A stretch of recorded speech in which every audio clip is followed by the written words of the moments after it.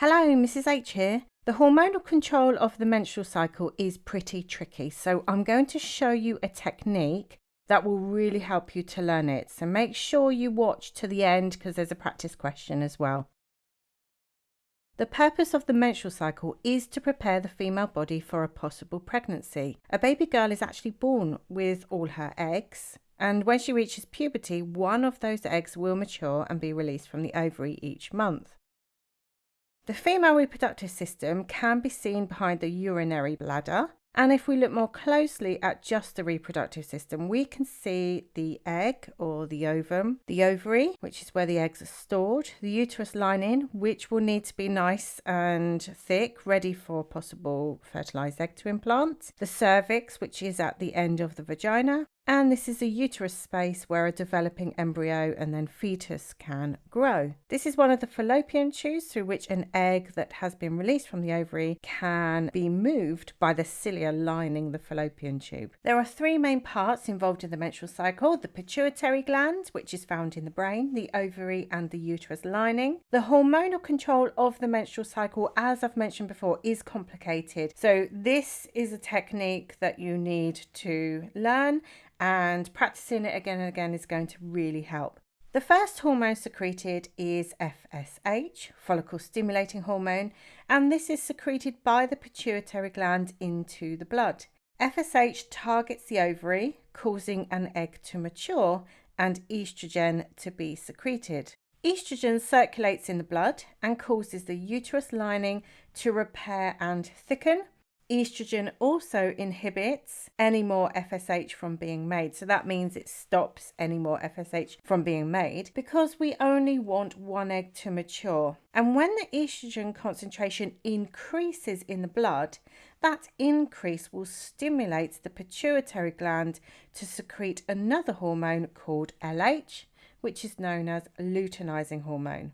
LH is secreted into the blood and targets the ovary and causes ovulation, which is the release of the egg from the ovary into the fallopian tube. And once ovulation has occurred, another hormone called progesterone is secreted. Progesterone maintains the thickness of the uterus lining in case the egg gets fertilized, and it also inhibits FSH and LH from being secreted so that no more eggs mature or ovulate. I just want to show you this quickly because here is the reproductive system again with the ovary, the fallopian tube and a follicle, which is an egg surrounded by smaller cells. The diagram is showing various stages of the follicle development during the cycle. You can see the follicle ruptures, releasing the egg, which is ovulation, into the fallopian tube. Remember that it is the LH that causes the follicle to rupture and therefore ovulation to occur. The egg will travel down the fallopian tube where it might meet a sperm and get fertilized, or it might not. If it has been fertilized, it can implant or embed itself into this nice thick uterus lining, or it will exit out of the vagina as part of the menstrual bleed. The cells left behind in the ovary after the egg has left become a structure called the corpus luteum, and it is the corpus luteum that actually makes progesterone. After a while, the corpus luteum starts to degenerate and therefore the progesterone levels will decrease. Think about what progesterone does and what will happen when the progesterone levels fall. One of the roles of progesterone is to maintain the thickness of the uterus lining.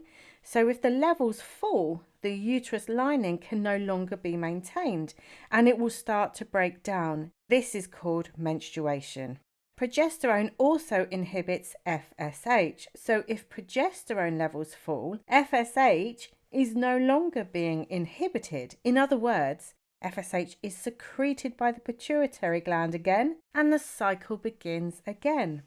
This is a much easier way to remember the hormonal control of the menstrual cycle compared to learning lots of sentences. Once you've mastered that cycle, you can then apply your knowledge to unfamiliar situations.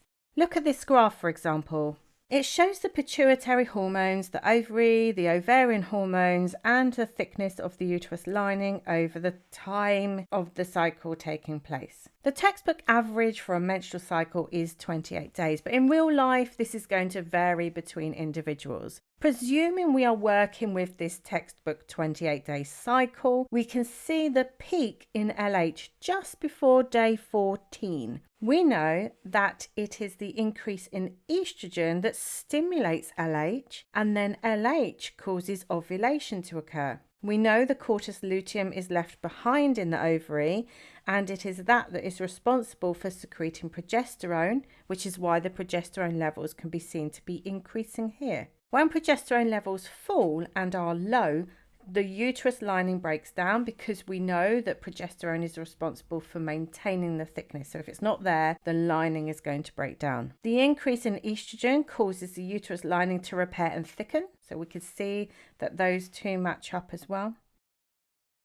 Another possible application is to understand how the contraceptive pills work. There are either combination pills containing progesterone and estrogen or progesterone only. They prevent ovulation, but how do they do that? Well, if we look at the flow chart again, we can see that low levels of estrogen inhibit FSH. So that will prevent any eggs from maturing, and the progesterone inhibits LH, so no ovulation should take place. And progesterone inhibits FSH as well to make sure that no eggs can mature in the first place. And we will just do a very quick question. We have the timeline across the x-axis. We can see the thickness of the uterus lining and the level of progesterone in the blood.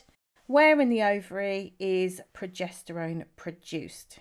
That would be in the corpus luteum. Draw a line to continue the graph to show the levels of progesterone until day 28. Assume the egg has not been fertilized. Well, progesterone will increase after ovulation to help maintain the thickness of the uterus lining, but then it will start to decrease after a few days as the corpus luteum degenerates. So the graph will go up, and then it will go down towards day 28 when we're expecting to start the menstrual bleed.